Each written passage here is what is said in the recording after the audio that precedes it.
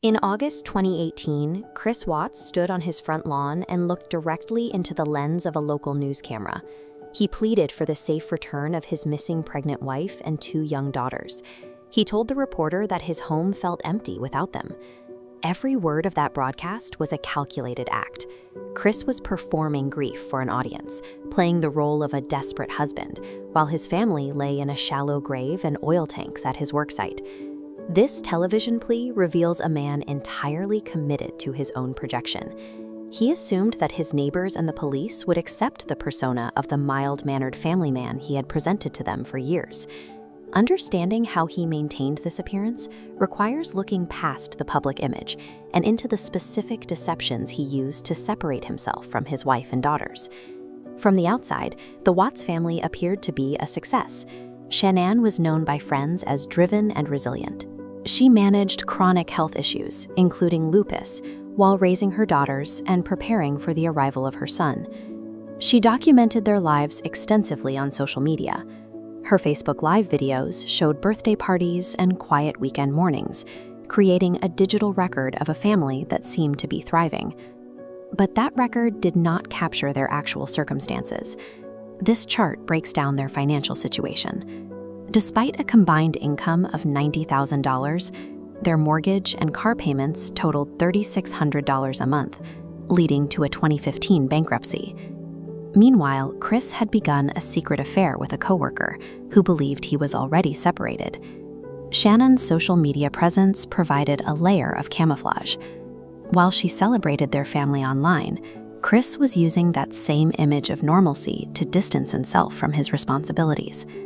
The facade broke on the morning of August 13, 2018. Shanann returned from a business trip and was dropped off at her home by a friend. When she missed a doctor's appointment and stopped answering her phone hours later, her friend alerted the police. Investigators found Shanann's car in the garage and her phone and keys inside the house. There was no evidence that she had prepared to leave or take the children anywhere. The investigation shifted when a neighbor provided footage from a driveway security camera that overlooked the Watts property. The footage contradicted Chris's claim that his family had simply disappeared. It showed that no one had left the house on foot. The only activity recorded was Chris backing his truck into the driveway and loading items into the bed before driving away. His attempt to manipulate the narrative failed when confronted with the objective record of the neighbor's camera. At the police station, Chris agreed to a polygraph test and failed. Immediately after, investigators revealed they were already aware of his affair with a coworker. Detectives then allowed Chris's father, Ronnie, into the interrogation room. They monitored the room as Chris began to speak with him. Chris offered a new version of events. He admitted to killing Shanann, but claimed he did so in a fit of rage after witnessing her strangle their daughters. It was a final attempt to shift the blame onto his victim. He eventually led police to the truth. He had strangled Shanann in their bedroom, then drove her body and his 2 living daughters to this oil site. There, he killed both children and concealed their bodies in these tanks.